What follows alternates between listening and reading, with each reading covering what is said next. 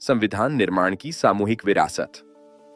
संविधान एक नया शब्द है जिसे कानून या नियम भी कहते हैं या फिर समाज में रहने के लिए बनाए शर्तें भी कह सकते हैं। नामों को बदलना, हेर फेर करना भी राजनीति है जो सभी नेता अपने फायदे के लिए करते हैं। संविधान किसी एक व्यक्ति, समूह या कालखंड की देन नहीं होता। यह मानव सभ्यता की उस निरंतर यात्रा का परिणाम है जो आदिमानव से लेकर आधुनिक वैज्ञानिक युग तक फैली हुई है। यह यात्रा अनुभवों, संघर्षों, विचारों, परंपराओं और ज्ञान के संचय से बनी है। संविधान वस्तुतः उस सामूहिक चेतना का लिखित या वचन रूप है जो पीढ़ी दर पीढ़ी मानव समाज को दिशा देती आई है। आदिमानव ने समूह में रहना सीखा, सुरक्षा और सहयोग के लिए नियम बनाए और न्याय की प्रारंभिक समझ विकसित की। यहीं से सामाजिक अनुशासन, समानता और उत्तरदायित्व की भावना ने जन्म लिया। समय के साथ कृषि, व्यापार और बस्तियों का विकास हुआ। परंपराएं बनी, रीति रिवाज स्थापित हुए और नैतिक मूल्यों की नींव पड़ी।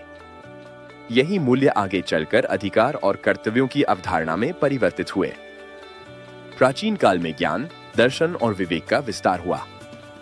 मानव ने प्रकृति, समाज और स्वयं के अस्तित्व पर प्रश्न किए। सत्य, न्याय, करुणा, स्वतंत्रता और समानता जैसे सिद्धांत समाज के चिंतन का हिस्सा बने। इन सिद्धांतों ने यह स्पष्ट किया कि कोई भी व्यवस्था तभी टिकाऊ हो सकती है जब वह सभी के लिए न्यायपूर्ण और समावेशी हो। लेकिन इन सिद्धांतों को कुछ ताकतवर नेताओं ने पूरे समाज के लिए उपयोग न करके सिर्फ अपने लिए और अपने साथियों के लिए किया, जिसके कारण मध्यकाल और उसके बाद के दौर में मानव अनुभव और अधिक व्यापक हुआ। संघर्षों ने यह सिखाया कि शक्ति का संतुलन, नियमों की स्पष्टता और जनभागीदारी अनिवार्य है। सामाजिक सुधारों और बौद्धिक आंदोलनों ने यह समझ विकसित की कि प्रत्येक मनुष्य गरिमा के साथ जीने का अधिकारी है। आधुनिक युग में विज्ञान, तर्क और तकनीक ने मानव सोच को नई दिशा दी। वैज्ञानिक दृष्टिकोण ने तथ्यों, प्रमाणों और विवेक को महत्व दिया। इससे शासन, कानून और सामाजिक ढांचे में पारदर्शिता, उत्तरदायित्व और समान अवसर की मांग मजबूत हुई। संविधान में निहित अधिकार, स्वतंत्रताएं और संस्थागत व्यवस्थाएं इसी वैज्ञानिक और तार्किक चेतना की अभिव्यक्ति हैं। और इस तरह कानूनों नियमों में लगातार बदलाव होते रहे। इस प्रकार संविधान किसी एक समय में अचानक रचा गया दस्तावेज नहीं है। यह आदिमानव की सामूहिकता से लेकर गरीबों, पिछड़ों की आवाज, आज के वैज्ञानिक चिंतन तक हमारी समस्त विरासत का संक्षिप्त, सुव्यवस्थित और लिखित रूप है।